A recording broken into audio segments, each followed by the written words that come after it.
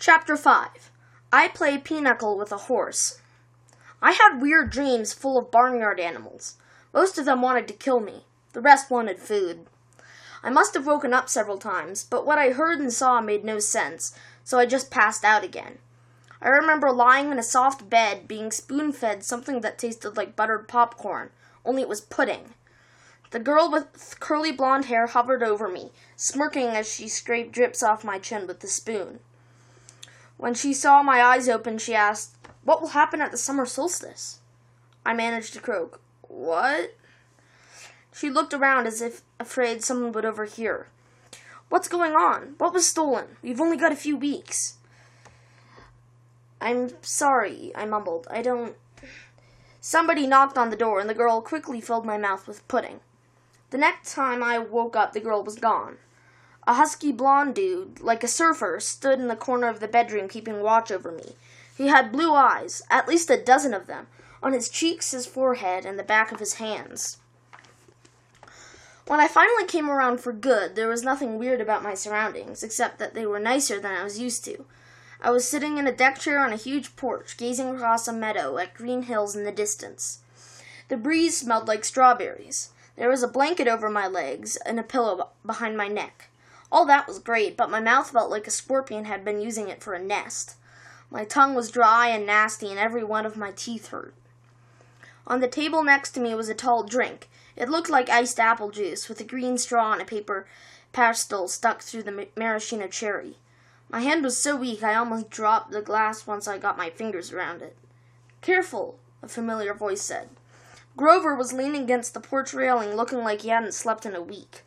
Under his arm he cradled a shoebox. He was wearing blue jeans, Converse high tops, and a bright orange t-shirt that said Camp Half-Blood. Just plain old Grover, not the goat boy. So maybe I'd had a nightmare. Maybe my mom was okay. We were still on vacation, and we'd stopped here at this big house for some reason, and... "You saved my life," Grover said. Well, the least I could do. I went back to the hill. I thought you might want this." Reverently, he placed the shoebox in my lap. Inside was a black and white bull's horn, the base jagged from being broken off, the tip splattered with dried blood. It hadn't been a nightmare. "The Minotaur," I said. Percy, it isn't a good idea." "That's what they call him in the Greek myths, isn't it?" I demanded. "The Minotaur, half man, half bull." Grover shifted uncomfortably. "You've been out for 2 days. How much do you remember?" "My mom, is she really..." He looked down. I stared across the meadow. There were groves of trees, a winding stream, acres of strawberries spread out under the blue sky. The valley was surrounded by rolling hills, and the tallest one, directly in front of us, was the one with the huge pine tree on top. Even that looked beautiful in the sunlight. My mother was gone. The whole world should be black and cold. Nothing should look beautiful. "I'm sorry," Grover said. "I'm a failure. I'm the worst satyr in the world." He moaned, stomping his foot so hard it came off. The Converse high top came off. The inside was filled with styrofoam, except for a hoof-shaped hole. "Oh, sticks," he mumbled. Thunder rolled across the clear sky. As he struggled to get his hoof back in his fake foot, I thought, well, that settles it. Grover was a satyr. If I was ready to bet that if I shaved his curly brown hair, I'd find tiny horns on his head. But I was too miserable to care that satyrs existed, or even minotaurs. All that meant was that my mom had really been squeezed into nothingness, dissolved into yellow light. I was alone, an orphan. I would have to live with Smelly Gabe? No, that would never happen. I would live on the streets first.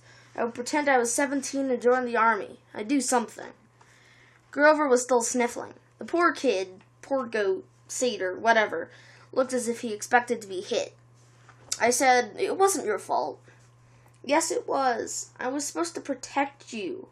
"Did my mother ask you to protect me?" "No, but that's my job. I'm a keeper. At least, I was." "But why..." I suddenly felt dizzy, my vision swimming. "Don't strain yourself," Grover said. "Here." He helped me hold my glass and put the straw in my lips. I recoiled at the taste because I was expecting apple juice. It wasn't that at all. It was chocolate chip cookies. Liquid cookies. And not just any cookies. My mom's homemade blue chocolate chip cookies, buttery and hot with the chips still melting. Drinking it, my whole body felt warm and good, full of energy. My grief didn't go away, but I felt as if my mom had just brushed her hand against my cheek, given me a cookie the way she used to do when I was small, and told me everything was going to be okay. Before I knew it, I drained the glass. I stared into it. Sure, I just had a warm drink, but the ice cubes hadn't even melted. Was it good? Grover asked. I nodded. What did it taste like? He sounded so wistful I felt guilty. Sorry, I said. I should have let you taste. His eyes got wide. No, that's not what I meant. I just wondered. Chocolate chip cookies, I said. My mom's, homemade. He sighed. And how do you feel? Like I could throw Nancy Bobofit 100 yards. That's good, he said. That's good. I don't think you could risk drinking any more of that stuff. What do you mean? He took the empty glass from me gingerly, as if it were dynamite, and set it back on the table.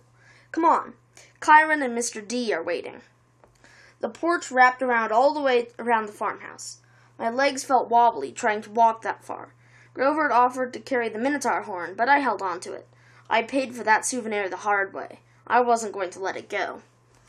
As we came around the opposite end of the house, I caught my breath.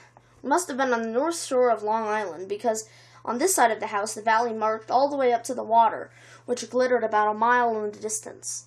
Between here and there, I simply couldn't process everything I was seeing.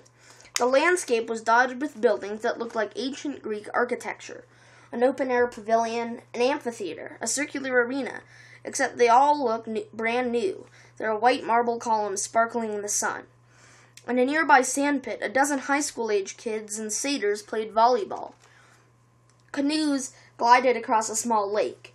Kids in bright orange t-shirts like Grover's were chasing each other around a cluster of cabins nestled in the woods. Some shot targets at an archery range, others rode horses down a wooden trail, and, unless I was hallucinating, some of their horses had wings. Down at the end of the porch, two men sat across from each other at a card table. The blonde-haired girl who spoon-fed me popcorn-flavored pudding was leaning on the porch rail next to them. The man facing me was small but porky. He had a red nose, big watery eyes, and curly hair so black it was almost purple.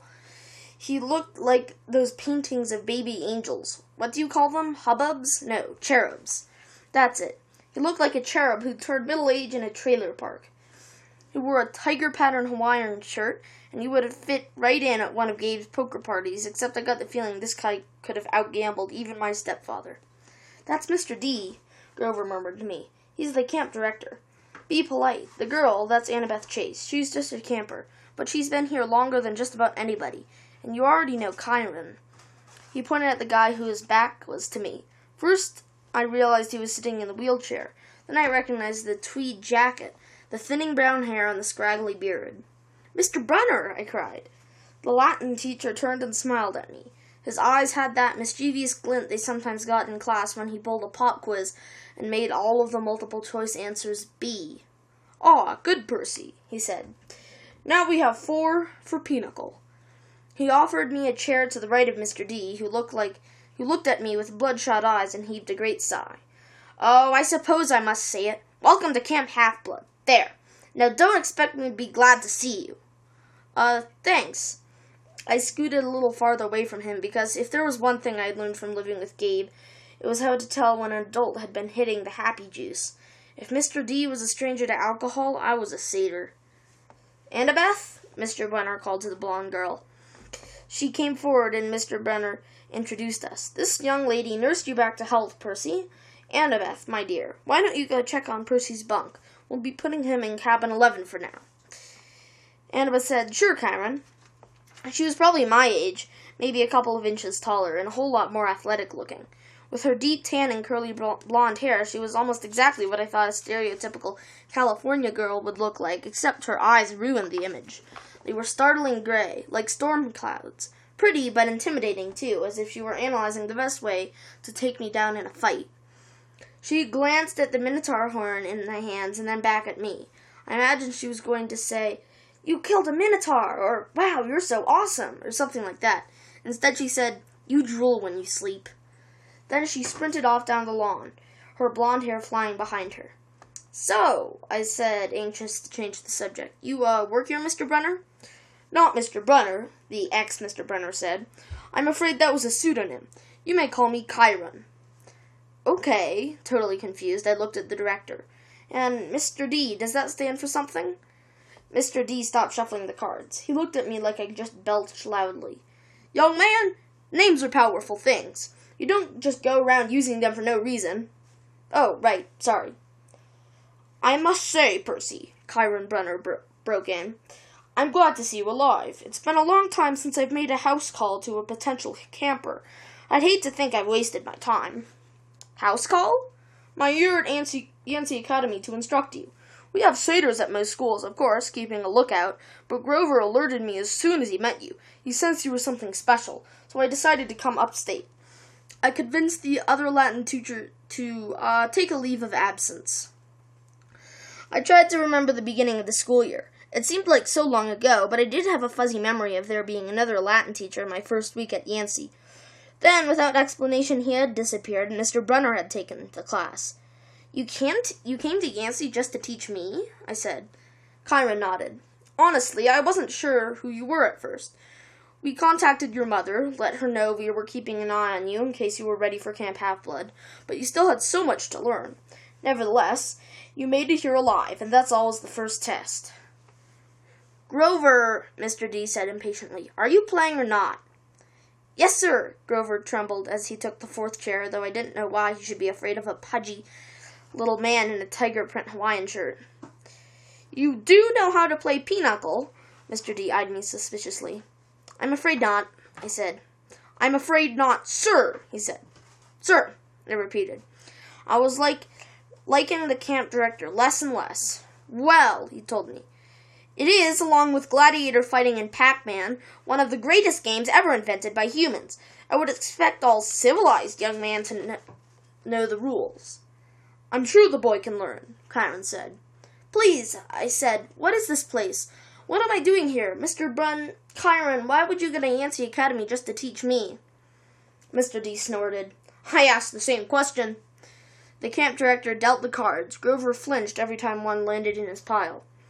Chiron stared at me sympathetically, the way he used to in Latin class, as if to let me know that no matter what my average was, I was his star student. He expected me to have the right answer. Percy, she said, did your mother tell you nothing? She said, I remembered her sad eyes looking over the sea.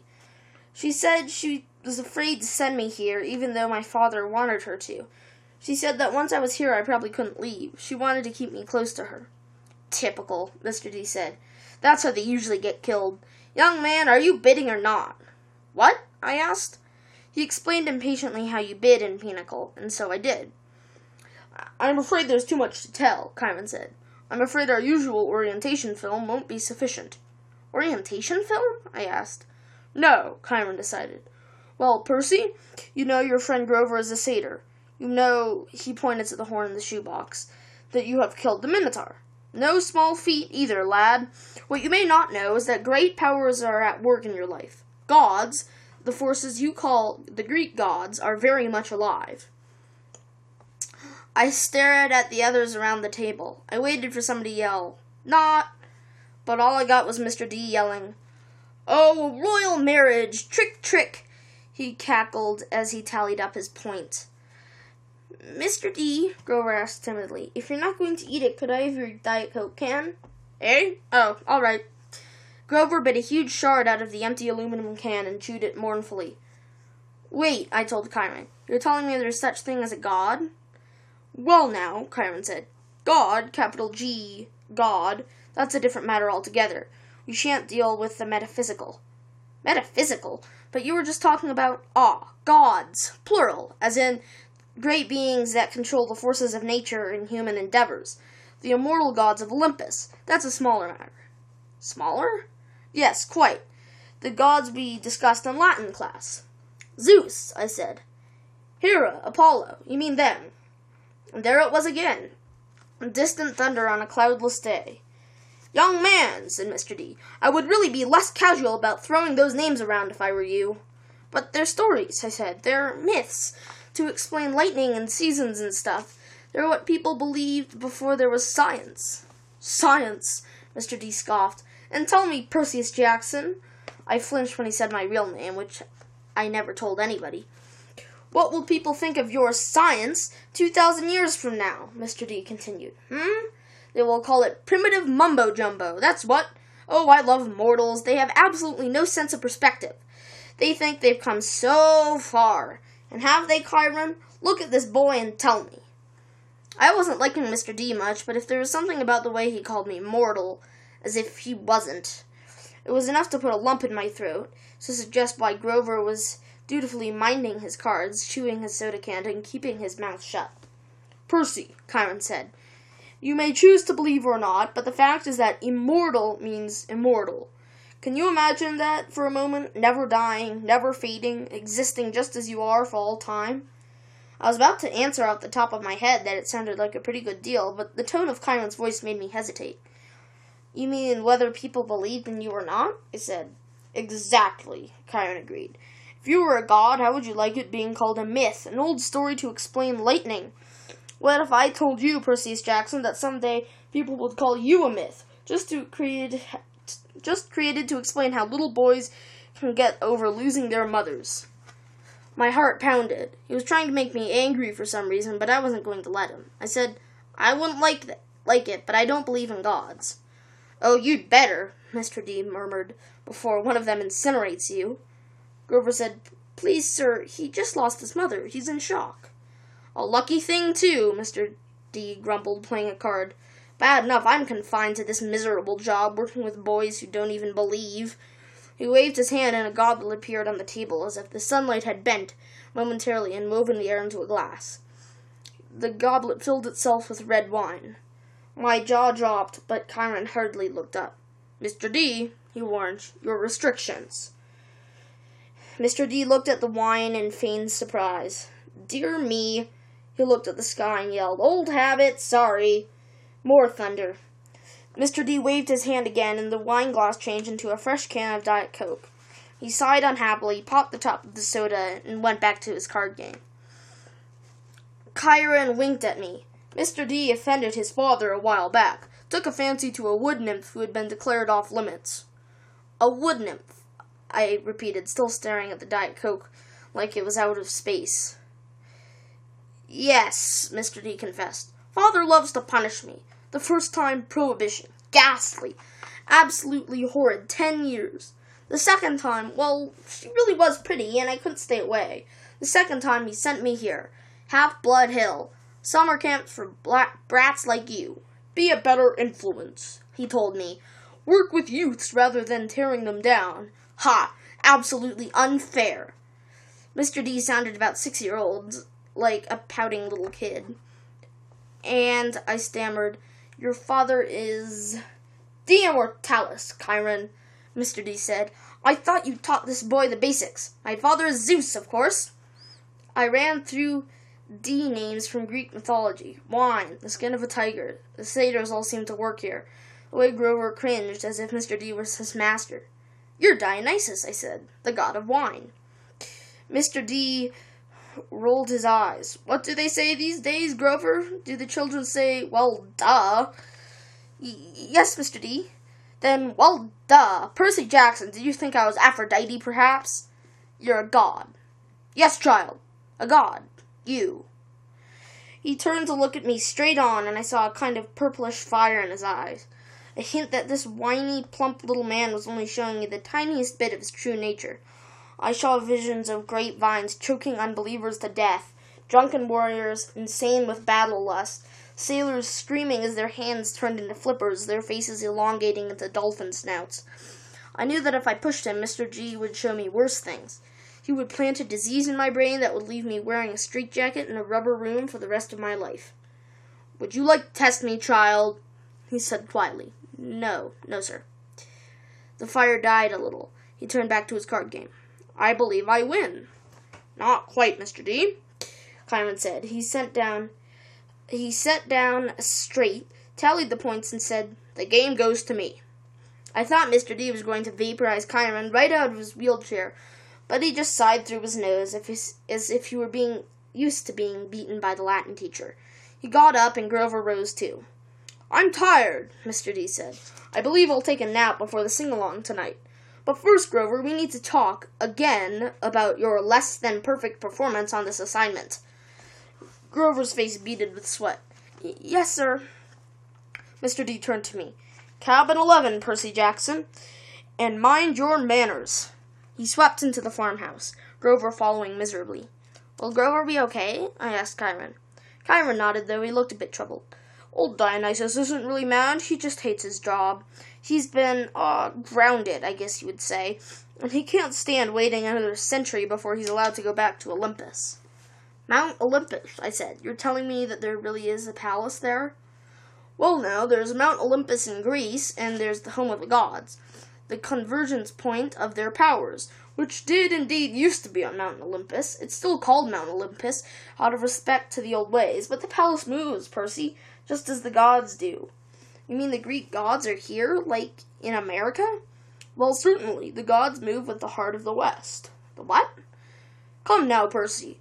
What you call Western civilization. Do you think it's just an abstract concept? No, it's a living force, a collective consciousness that has burned bright for thousands of years. The gods are part of it. You might even say they're the source of it, or at least they're so tightly to it that they couldn't possibly fade, not unless all of Western civilization were obliterated. The fire started in Greece. Then, well, as you know, or I hope you know, since you passed my course, the heart of the fire moved to Rome, and so did the gods. Oh, different names, perhaps Jupiter for Zeus, Venus for Aphrodite, and so on, but the same forces and the same gods.